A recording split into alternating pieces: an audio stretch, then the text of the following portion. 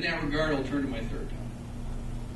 I ran for the United States Senate in 1992 on the platform that I thought the deficit that we had at that time was unacceptable. It was hurting our position internationally, which it was.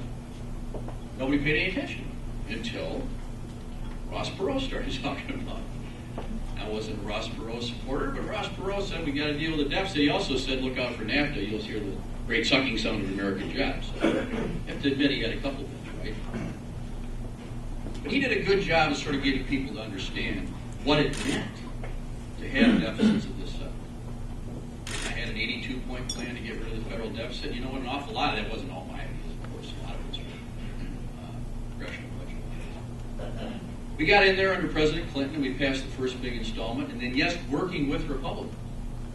Republicans that came in 1994 were as obsessed with the deficit as I was.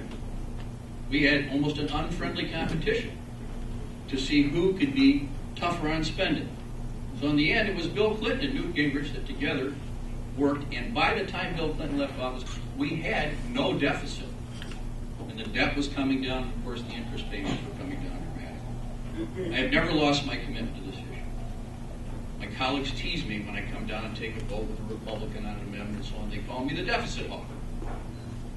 Paul Wellstone, where we lost him, used to come up and say, what is it with you people from Wisconsin about deficit? I said, Paul, even if you're in the Communist Party, if you don't pay your bills, they're going to come and take the desks away from you. It isn't about ideology. It's about running something properly. That's how I look at it, and that's how I think you know with pride that Wisconsin's delegation is the toughest in the country, always, on this sort of thing. So then we come to the disastrous results of the last administration's fiscal policies. Ask the Republicans if they don't agree with them. They do. The Republicans in the Congress were embarrassed by the Bush administration's complete lack of interest in this issue. Many Republicans were very strong. So we had an enormous deficit when Barack Obama came into office. I get a little frustrated at my town meetings when people say things like financial bailout occurred under Obama. No, it didn't. In fact, I said, I don't think history began on January 20th last year. But that's not the point. The point is that, of course, under the Obama administration, it's grown even more. And yes, I did vote for the stimulus package. Why? Because I don't use just a rigid approach. I was persuaded, when I heard the evidence out there, that we needed to do something to prime it. However, people start talking about, what about the next stimulus package? I said, our goal was to prime the pump, not to become the pump. I agree with your congressman here, who's a friend of mine, when he says that will lead to hyperinflation. No, we need now a plan that will do what we did in the 1990s. We had a 5-year plan to eliminate the deficit. We're going to need a 5 to 7-year plan that we stick to do the same thing here. And I've acted on this. I've introduced a 41-piece bill called the Control Spending Now Act. It includes various provisions that I've worked on for years that I still would like to achieve. For example, getting rid of something called radio and TV martini, which is supposed to send a radio signal into upset Castro, but nobody can get it.